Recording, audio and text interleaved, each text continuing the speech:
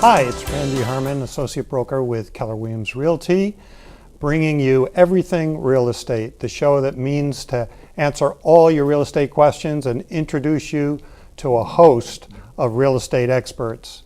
Now, we've been talking about putting together a team of these experts, starting with your realtor, including your mortgage broker, real estate attorney, and an appraiser. And today, I have the distinct honor of having with me Lisa Alajajian-Giroux of HomeQuest Consultants, a home inspector, who's going to be talking to us about the world of home inspection and why it's so important.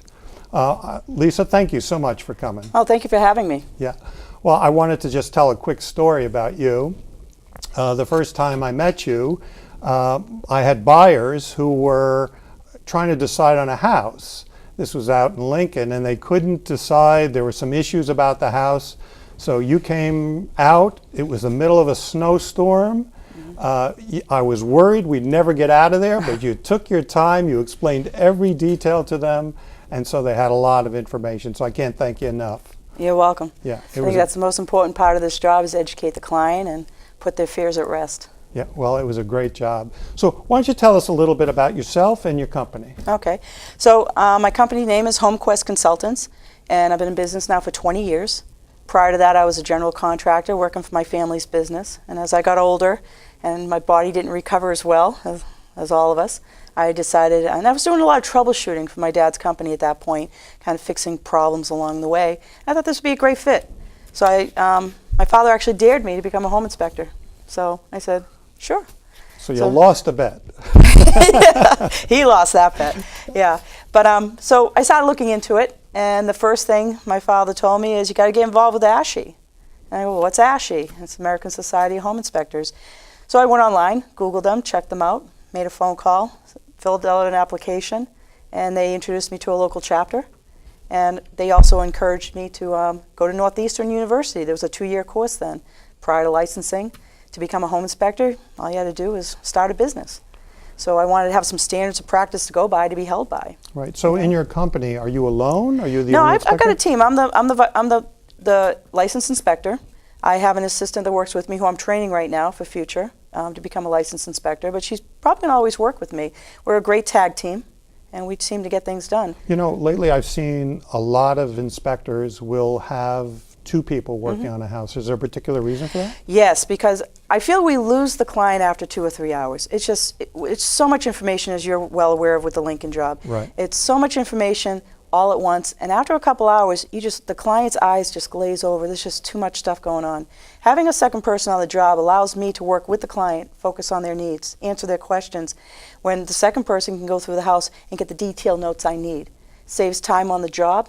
I don't overwhelm the client. I get all the information I need. I'm able to answer all the questions and then go back to my office and write the report. Yeah, well, you're answering my questions, so this is terrific.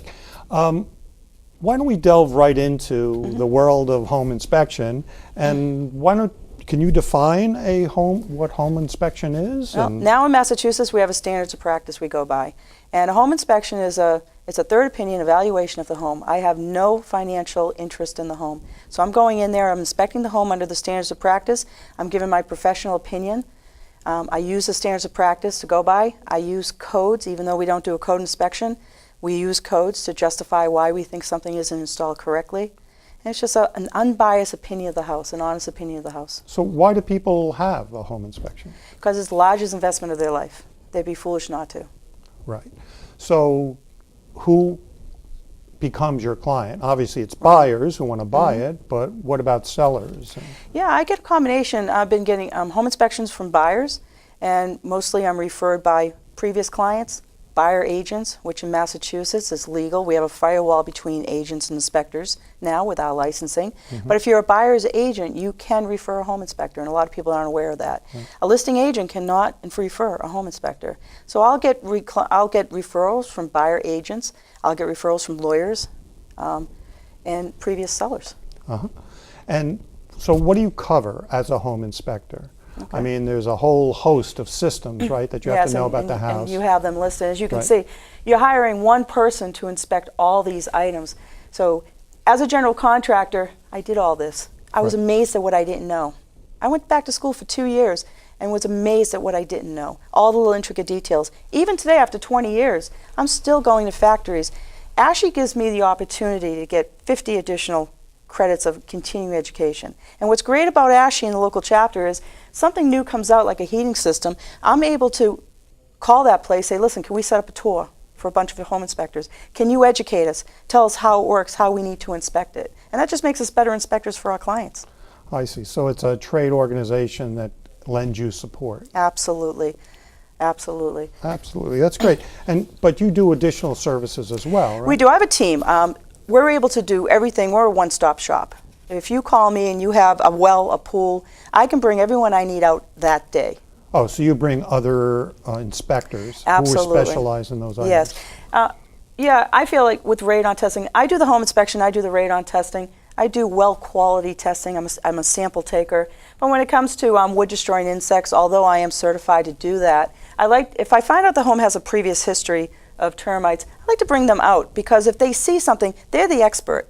You know, I know a lot about a lot of different things, but I'd like to bring the expert out. It makes it easier for the buyer's agent to do their job by my buyer. So let me ask you a quick question, since this comes up a lot with buyers. What is radon? Radon's a radioactive gas that comes from the breakdown of the rock underneath the slab. It is the second leading cause of lung cancer behind cigarette smoking. Whoa. Yeah, and people don't realize that. They think radon's a joke. It is a long-term effect, so it takes many, many years of exposed levels to have the possibility of developing lung cancer. Right. And in Massachusetts, 4.0 picocuries per liter is the threshold. Right. I have clients that come in and go, 3.9, yes, no. You're still smoking a pack of cigarettes a day. 4.0 is contract law. If the EPA gets their way, they'll get that down to 1.8, and every home in Massachusetts will have a system. Right.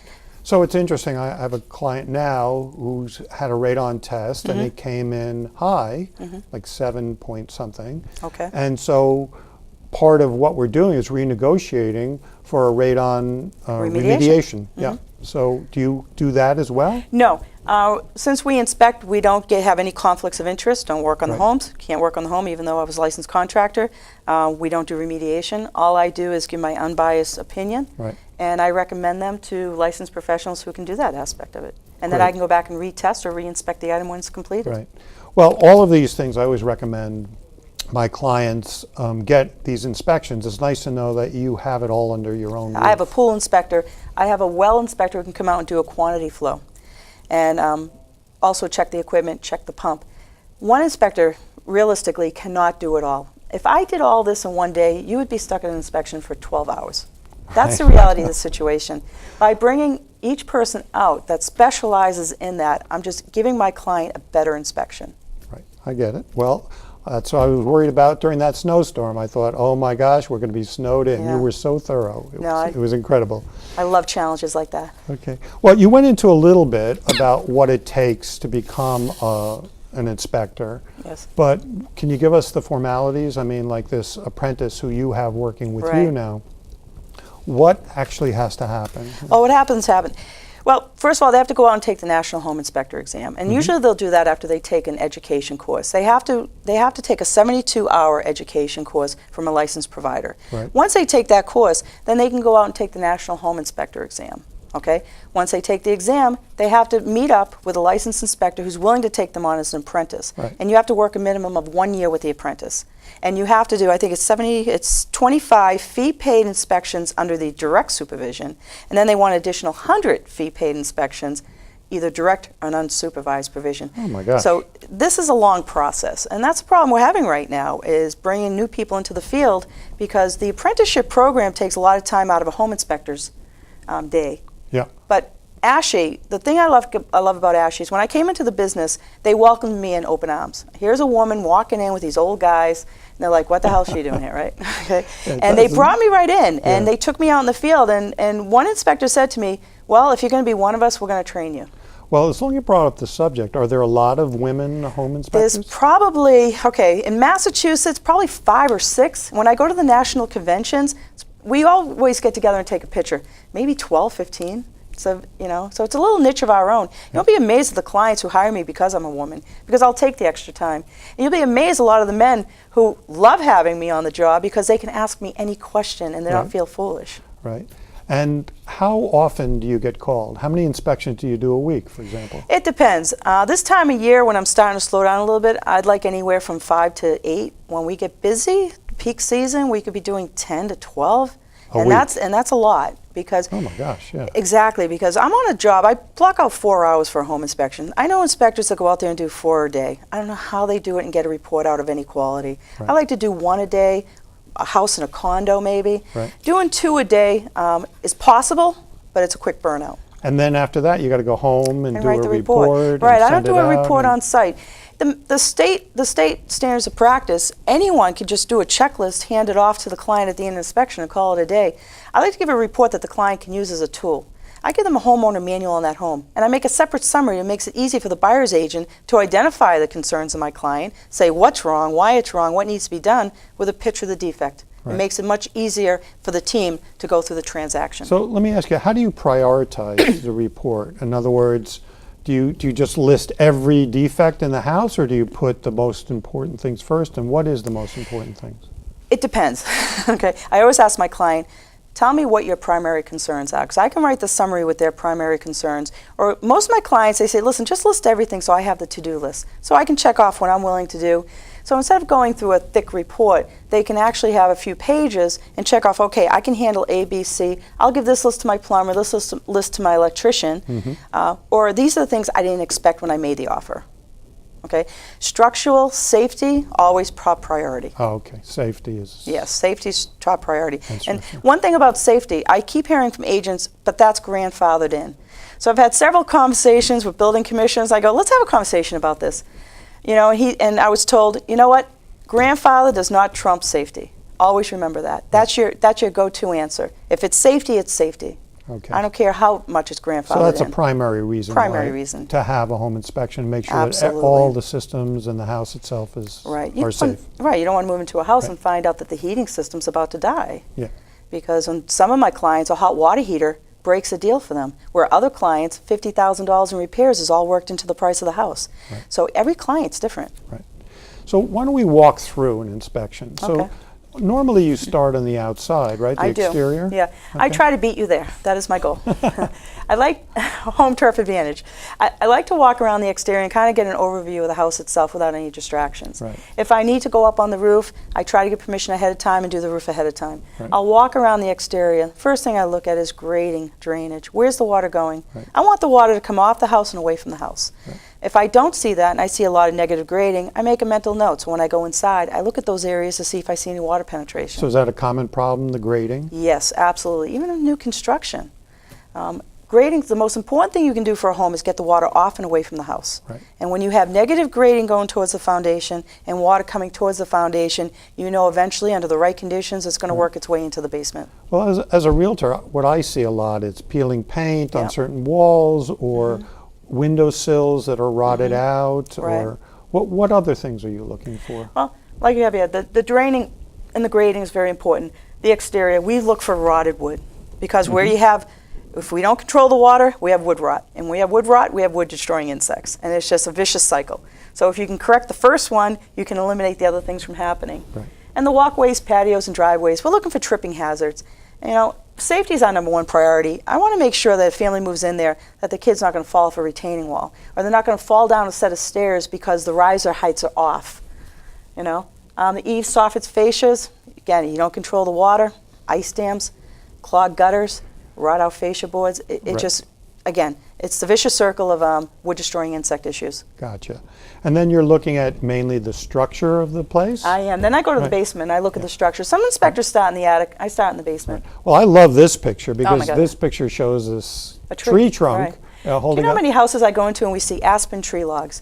Anything over 100 years old, you'll go to the basement and the client is just amazed that there's a tree. The house is being held up by trees. Well, that's the way they used to do it back then. Wow. And sometimes they're perfectly fine. But again, when we have wood touching concrete, we create a conducive condition, moisture, wood destroying insects. So you really have to poke those at the base to see, because the termites will get up in the middle of those columns and just eat the Really? whole thing from the In the inside middle out. of the house? Yes. It's amazing. You'll see something like that, or you'll see a wood sill that looks perfect. Right. You have to hit it with something, like with a probe or something. Right. You'd be amazed. You'll see a perfect piece of wood, you probe it, and it's hollowed out by termites. Right. Well, the big issue, it seems, in most basements is water or Yes. moisture of some Yes. kind, and then that leads to, I guess, mold It and does. other issues. What do you look for? Well, I'll give you an example. I'm at a contractor flip, I'll call it. 2-family going to condos. I'm in the basement. Looks beautiful. Pictures look beautiful. We're looking around. We stop bending over. And make sure you get an inspector who can kneel over and bend at the hips. Because all underneath all the shelving in the closets, mold on brand new paint. Oh, my God. 1920 house, stone foundation. I don't know what they did for vapor barrier or anything behind the walls, but I'm finding mold in a brand new house. So, you know, you have to look at these things. So this house, we're going to have to bring in an expert because it was all over the place. Right. So you're not just looking at old houses, but even new construction. Even new construction. This house was just finished 2 months ago. I have mold under every single shelf. I have mold along the baseboards. Oh, I have my God. mold growing on the brand new carpet where the carpet meets the baseboard molding. And what's the danger of mold? It's a health issue. You know, I'm highly allergic to mold now. I have 2 mycotoxin mold infections in my body from my job. Wow. Because I don't wear the respirator because I don't want to scare people. But, you know, for me, I was in that basement 10 minutes and I could feel it. And for some people, Aspergillus mold bothers me, may not bother them. So everyone has a different threshold. But mold's a big issue these days. Yeah. So you really have to look for it. So you're not making penicillin, you're just... No, no. It's I dangerous could in stuff. that house, but... Right. But we're going to figure it out. We're going to bring in a mycologist. We're going to figure out how to fix it because the client really loves the home. And that's the important thing about a team. I'm not just going in there looking at bad. She loves the house. All right, let's figure out how to fix this. Okay. And that's what makes this job fun. And that's what sets you apart from everyone else is by let's fix the problem. So if we come across it again, we already know what we're doing. So you're giving solutions as well as just Absolutely. pointing out the problems. Yes, yes. You know, I got to tell you, as a realtor, that makes my job so much easier because Absolutely. especially new home buyers, they get freaked out by a simple little nail that's rusty. Yeah, right. You have to put it in perspective. You know, there's no perfect house, or you and I would have found it when we were buying our house, okay? Right. Every house is different. There's always a solution to the problem. Once in a while, great. Once in a while, there may not be a solution, and the house needs to be torn down. But there's a solution to the house. And I think what sets my company apart from everyone else is we love to find the solutions to these problems Right. because it just makes it, you know, it's a good service for our client. Well, someone once said to me that a house is like a baby. It needs constant care and Absolutely, constant yeah. maintenance and constant love, Yeah. or it dies. That's right. Yeah. That's right. So after the structure, you're looking at the roof and the Right. attic. I'm looking at I go through the house, I go Right. through all the kitchen, the bathrooms, I run all the plumbing. Right. I'm operating the heating, the air conditioning, taking temperature readings at the distribution ducts. It's a pretty long process through the house. At that point, that's when I tell my clients, why don't you go take some measurements, let me do everything on the first floor, we'll meet up and talk about the items. They don't need to see me opening windows, flushing toilets. I check all the outlets to make sure they're safe. Right. And then by the time we work our way up to the roof and the attic. Right. And that picture right there is a great example. You don't know how many roofs that from the ground look perfect. And then when you get up closer, you're seeing the cracks that you can't see from the ground. So You're what seeing do you patches. do if you have a 3-story? You go up to the third Yeah. story? Well, in Massachusetts, our feet do not need to leave the ground, which makes it very difficult. How do you see the roof? Binoculars. That's all we need to use. Really? Yes. If you look at the standards of practice and what we're supposed to do and the things that are disclaimed, it's amazing. That's why you can do 4 inspections a day. Now with me, I had a client the other day, I needed a 40-foot ladder. She says, I really need to look at the roof. It's a contractor flip. They say the roof's from 2004. I just don't trust it. I have a contractor. I call him up. Can you meet me on site with your 40-foot ladder? Right. I'll go 24 feet on my own. I can handle that. But anything higher than that, you got to look at your own safety as well. Absolutely. So I bring a licensed professional out with me. He sets up the equipment, I go up on the roof with him, we take a look, get our pictures, and we come up with a solution if we see a problem. And what's great about having someone else come out is, as a home inspector, I cannot put prices to repairs, but they can.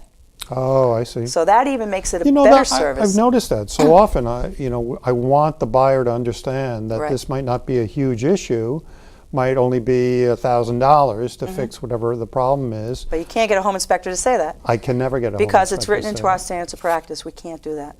Now, under our secondary licenses, we can talk to you off the phone, but we cannot do the work on the home. So it's one of those give and take. So I like to bring a professional. So I have a team behind me that if we have a roof issue such as this one that needs the repair, I can put you in touch with him. I can send the contractor my pictures, my notes, and he can have that conversation with them. Right, and what are you looking for in the attic? Mold. It's very rare that you see a roof that's ventilated properly, okay? And this, the bottom picture you see here, the duct tape. My assistant and I want to put a book together, the million uses of duct tape in residential construction, and that's a structural repair. So actually there was a crack in this roof rafter, which is a structural component. And so this was in the attic? This was in the attic, and someone took some duct tape. Yeah. Now in the older homes, you may see 2x6 construction on the roof, and then they're putting 2 layers of shingles on the roof, which they're allowed to do. Right. But the structure's not capable of handling that with a snow load. So sometimes you'll go to the attic and you'll see these cracked rafters. Oh my God. So when you go up to the attic, I have to look at the structure. Okay, 2x6 construction, 1920, pretty typical. Sometimes 24-inch on center framing versus 16. Where new construction, I might see a 2x12, 16 on center.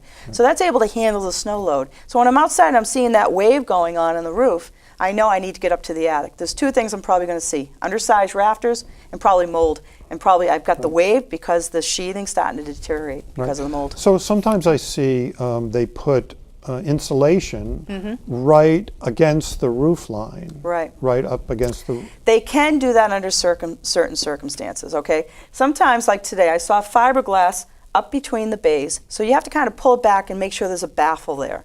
The baffle allows 1.5 inch airflow from the soffit to the ridge. So when we get to the attic, we'll look for ventilation. Are they using 2 gable end vents? Are they using a ridge and soffit combination? Are they using a ridge and soffit and 2 gable end vents, which totally messes everything up? Oh my God, we should call you the doctor of houses here. It's amazing what we have to know. That's why it's important to belong to an affiliation that you can get the continuing education and learn how these things are supposed to be installed. Manufacturer specifications overrule code, and people don't understand that. Right. So then plumbing? What are you looking for with plumbing? Leaks. looking at hot water heaters. Excuse me. And I'm looking at the water main coming in. I want to see if it's lead. Okay. I want to see if it's copper. I want to see if it's PVC. Okay. I identify that. If there's a low water draw faucet there, I take a pressure reading. I want to see what's coming in for pressure. That starts me, so when I go upstairs and I start running fixtures, I can tell what's working and what's not working. If I have low pressure at one fixture and I get 70 pounds of pressure coming in, I know it's that fixture, it's not the entire house of the line. So as a home inspector, you got to be smart about it too, and it is an investigation. You start in the basement, you look at what you have coming in, and if everything looks good coming in, you got great pressure coming in, and you have issues downstream, you know it's branches. Now, can you open up walls and look inside the walls? I wish. I would love to be able to take a Sawzall to a wall once in a while. Yeah. No, we can't. And if we get into a house and we're seeing water staining or we're seeing an issue that requires a piece of the section of the wall to be opened up, I have no problem with recommending to my client, let's get permission to open this little area up and get a camera and take a look in there. Okay. Yeah. All right, let's move on to electrical now. Oh, electrical. Oh, heating. Yes. Oops. Nope, you skipped this back one. I guess I did, sorry. Sorry. Yep, electrical. I love electrical. Electrical was my biggest fear going into, I felt it was my biggest weakness going into this field. Right. Okay. So electrical, the biggest thing is knob and tube wiring. Okay. Oh, the old knob and tube. Yeah, anything built before 1920, you have to look for it. And I have many instances, and this picture down below shows a situation we had in a 2-family that 2 agents were buying. And they went to the house and they called me and said, no knob and tube wiring, we're good, can't see it. I said, all right, let me go through and take a look for you.